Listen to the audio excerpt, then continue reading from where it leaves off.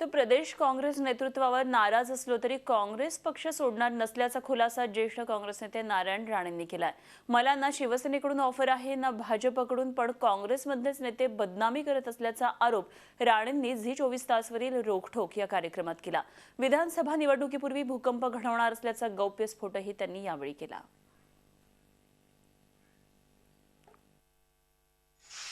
महानगरपालिका, जिल्हा पंचायत समिती, नगरपालिका एवढी मालिका पराभवाची असताना इथले नेते थंड आहे काँग्रेसचे का? हालचालच नाही। मग कार्यकर्त्यांनी विचार काय करावा? कार्यकर्त्यांनी कोणाकडे पाहावं? आज असंख्य कार्यकर्ते या परिस्थितीमुळे अन्य पक्षात गेले, बिथरलेत। मग त्यांना आधार कोण देणार?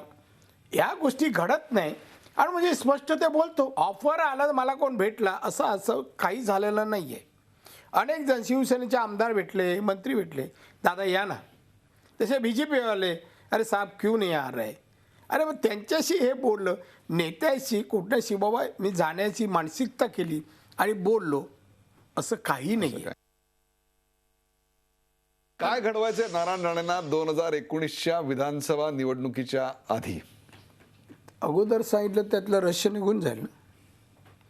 काहीतरी गोपनीय ठेवायला लागतं।